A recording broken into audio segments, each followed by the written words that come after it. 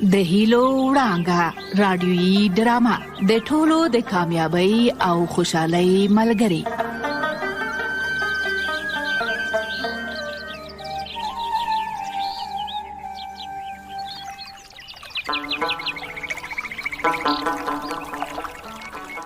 د هیلو وړانګې ډرامې درنو اوریدونکو، سلامونه او نیکی هیلې مې ومنئ.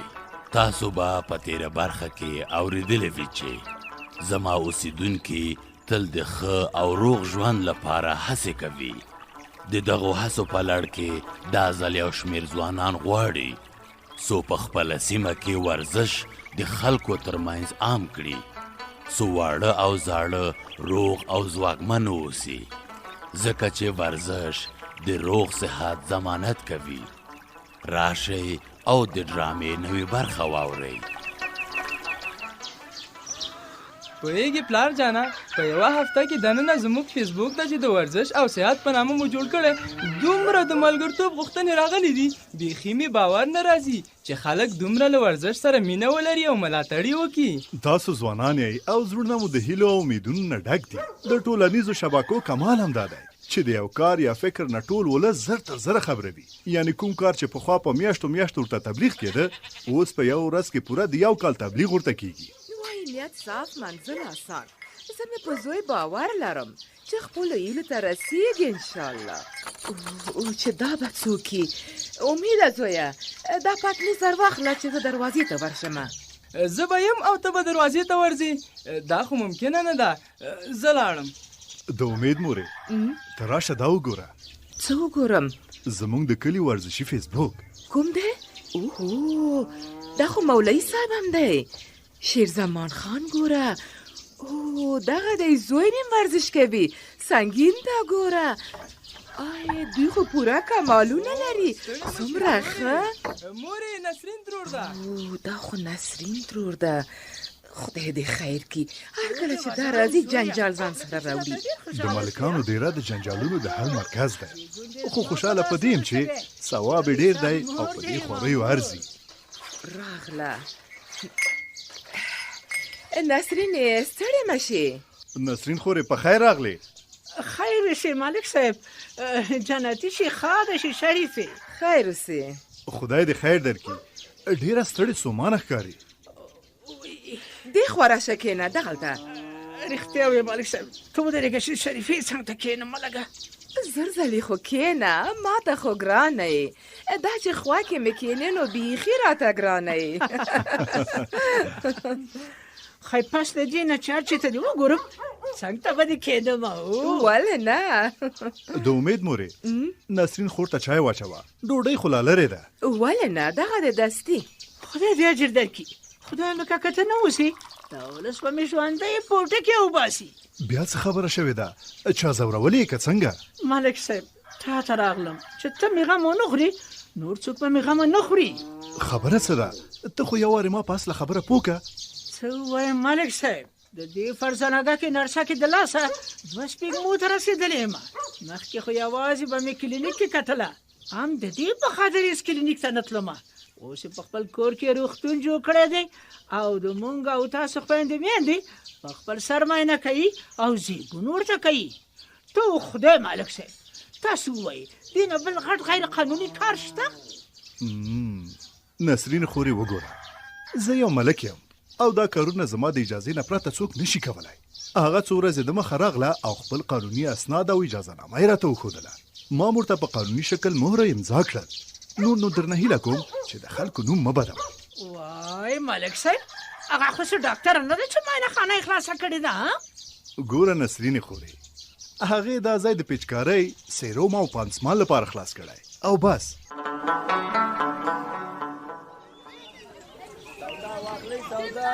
پپاکا پرزا بیا د ارزانا بیتاوانا دومیګو په وړیو د چرګو په هاګیو په ماتو ګډو لوخو په نقدو پیسو ګیو. الله راځي سودا واخلې، راځي الله ارزانا راځي لیلام جوړ راځي. نام خدای برکت دی، برکت. راځي راځي غونچګل کاکا، ستړی مشي. خواره مشي. کاکا ما ته د ویښتانو څخاک راکا رنجې دې راوړي. بس دا څه حال مو جوړ کړی دی. لږه حوصله وکړئ، مخه مې خلاصه کړئ، له بیروبار مو جوړوئ. بیخي لاره رانه ورکه شوه. بیا وایي څه کوئ؟ لږ لرې ودرېږئ، شور ماشور کم کړئ. زه ټولو نه مخکې راغلی یم، خپله سودا اخلم. ښه غونچګل کاکا، مورجانې ته مې د نیل توتیا او د کالو وینځلو صابون راوړی دی او که نه؟ او بلکل راوړې مې ده، خو څو رقمه صابون لرو. ته ودرېږه چې ویې لټومه. شو دغه دی، دا هم د کالو وینځلو صابون او نیل توتیا. مورجانې مې باید ویګوري او خوښې کړي. څنګه کوې؟ ورخطا کېږم، مورجانې ته مې د صابون عکس لیږم، هر یوې چې خوښ که هماغه درنه اخلم. دغه دی واتساپ کې یې لیږم، دا دی ومې لیږم. والله نامه خدا هوښیاره نجلۍ یې، زما د ماشومانو سر دومره نه خلاصېږي. دغه دی پیغام مې راورسېده، ته ودرېږه چې ویې دا دی دغه صابون غواړي. والله زړه کې مې تېر شو، سودا دې تیاره ده. وی رښتیا د شبنم رندارې شامپو راکه، اوس به مې هېره شوې وه. خیر دی، زما د یاده نه وځي. رښتیا پیسې دې څومره شوې؟ پلار دې پیسې راکړې وې، لا یو لسګوني قرضداره یم. خیر دی هغه یې ستا چې زحمت وباسې. خدای دې اجر درکړي. لالا د کلي منظرې ته خو ګورې، شنه لمنه او ښکلي د خټو کورونه.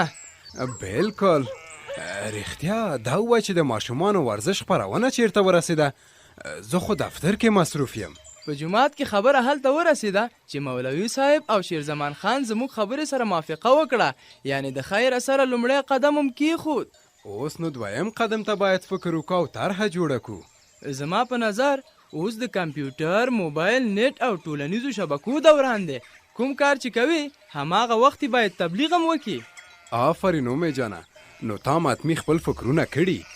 تبلیغات خو نه هسې نام ستا پر غاړه دي، سره د فلم بردارۍ او عکاسۍ. رښتیا وایي، د همدې دپاره یو ځانګړی فیسبوک حساب مې جوړ کړی دی چې د اولې طرحې نه نیولي د هغې ورځې د جومات عکسونه مې هم پکې اچولي او تبصرې مې هم پې کړي. کومه دی؟ تې راته راوښیه. نو ودرېږه چې موبایل مې راوباسم. څه شو؟ دغه دی. رښتیا نوم دې څه پیښی چې زم بلنه در ولېږم؟ دریو پښتو نوم مې پیښی، ورزش او صحت. عالی دی، څومره ساده او ښایسته، سړی تشویقوي. اوهو څومره ملګري دې پیدا کړي. هو ملګري مې ډېر زیات دي او لا غوښتنې را روانې دي. وی پلارجان مې بلنه را لېږلې ده، قربان دې شم پلارجانه. رښتیا وایې اومې جانه، اوس نو باید خپل سهارني ورزش نم څو عکسونه واخلو او په فیسبوک کې واچوو. زما په نظر ویډیو هم باید واخلو او خبرې مو کو. نه نن یوازې عکسونه اخلو، بل ځل چې مولوي صاحب او شیرزمان خان سره راغلو بیا به ویډیو هم واخلو او خبرې به هم وکړو. سمه ده، اوس به یو څو قطعې عکسونه واخلو. اول یې ته شروع که. په سترګو لږ صبر چې زمونږ ښایسته کلی هم شاته راشي. هو دغه دی، واخله نو. ښه شو، ته اوس زما واخله. ښه ده، راکه ټلیفون. اوس یو څو حرکته لاړ شه چې زه دې عکس واخلم. په سترګو زما کوښښ وکړه چې کلی پکې شاته راشي. همدا کار کوم. وایي ماشاءالله، دغه ده وامې خیستل. بس دی نو. رښتیا د واتساپ ګروپ هم باید جوړ کړو د همدې ورزش او صحت په نامه. سمه ده. رښتیا د شیرزمان خان یوټیوب کانال او فیسبوک لري؟ هو هماغه ورځ مو چې سره ولیدل بلنه مې ور ولېږله. دا دی پیدا مې که عکسونه یې پورته کړي، کلو ته تللی وختي فعالیت پیل کړی دی. فالوران یې نه وایې؟ ما خو په افغاني یوټیوب چینلونو کې دومره فالوران نه دي لیدلي. ښه نو فرق کوي، هغوی نو همداسې ملکونو کې دي. نو اندېښنه مه کوه، موږ هم باید د منډو مسابقې ته یوټیوب جوړ کړو او ټول خبرونه او فعالیتونه پکې واچوو. باید همداسې وکړو. درځه چې ځونو چې وظیفې ته ځم، ناوخته نشي. مازدیګر ته به شیرزمان خان دویم د ځان سره راولو. څنګه دې خوښه ده؟ بیخي مې خوښه ده. ښایزه نو چې ځو. یاره ملک صاحب آزادخانه کور دی ودان الله تعالی دې اجر درکړي چې موږ ته د عزت راکړه او راودې غوښتلو تر څو چې مولوي صاحب عزیزالرحمن سره خبرې وکړو او دا ورته ووایم چې مولوي صاحب ته د دین عالم یې تا ته هیڅ په کار نه ده چې د وړو او د ماشومانو کارونو کې اخته شي او د دیني دستوراتو خلاف عمل وکړي. خیر اوسې مولوي صاحب، زه هم همدا خبره کوم. خلک ناپوهه دي. د دین علما دي چې خلک د دین د بارکیو نه خبروي او ورته سمه لاره ښیي تر څو بې لارې نه شي. یاره ملک صاحب دغه خبرې دې ما خوشحالوي. موږ سره چې څوک ځواني کوي او وګاره کوي موږ یې هم خوار او زار نه پرېږدو. څوک یې دننه راشه، دلته د پټولو څه نشته او نه کوم راز لرو. راځه. السلام علیکم ورحمت الله وبرکاتو. وعلیکم السلام ورحمت الله وبرکاتو. ستړی مشي مولوي صاحب عزیزالرحمن. خوار مشي. خاطر شکر چې دواړه یو ځای ملک صاحب ته ښیي. خیر اوسې، راشه مولوي صاحب، په خیر راغلی، هر کله راشئ. راځه دی خوا د ما او ملک صاحب تر څنګ کښېنه.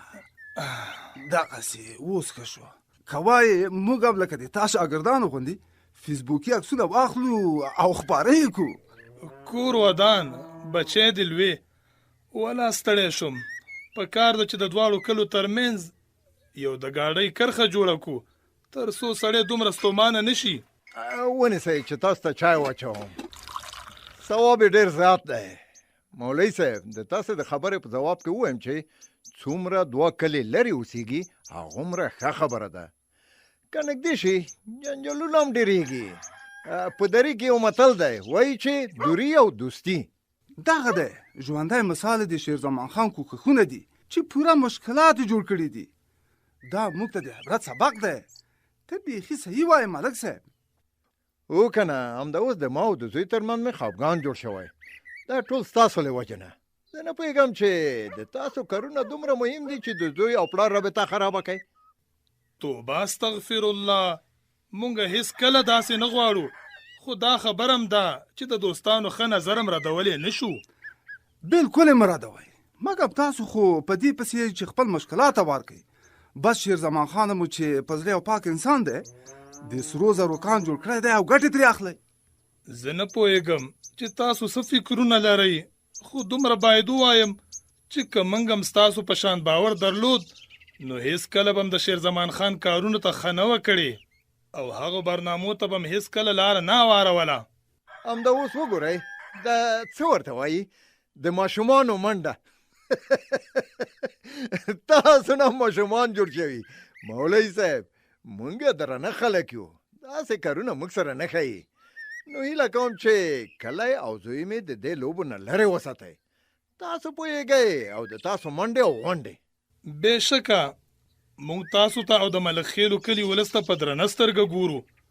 موږ نه غواړو داسې کومه خبره وشي چې خدای مکه ستاسو د خفګان وجه وګرځي. زه ستاسو هیلې او خبرې د خپل کلي مشرانو ته رسوم. بېغمه اوسئ. یوازې د بېغمۍ مسله نه ده، باید دا معامله یوې خوا شي. هغوی د نور خپل کلي کې بوخت شي او د موږ شیرزمان خان دې پرېږدي خپل ژوند ته. ګوره ما خو مې زوی د دې لپاره لوی کړی نه دی چې پردیو ته ګټه وکړي او زه چې پلار یم په تش میدان پاتې شم. تاسو پوهېږئ او اولادم زه کوشش کوم چې دا موضوع بیخي حل کم د تل لپاره.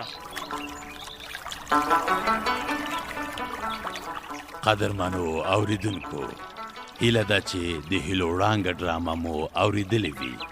زما یو شمېر اوسیدونکو د ورزش د عامولو لپاره د نږدې سیمو ترمنځ ورزشي سیالۍ جوړوله، خو د چمګاونډ ځینو مشرانو یې مخالفت کولو او ورزش یې د ماشومانو چاره بلله.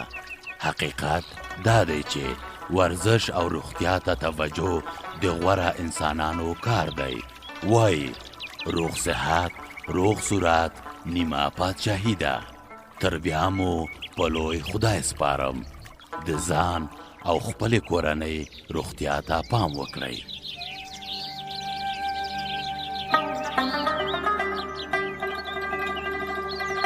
د هیلو وړانګه رادیویي ډرامه د ټولو د کامیابی او خوشحالۍ ملګری.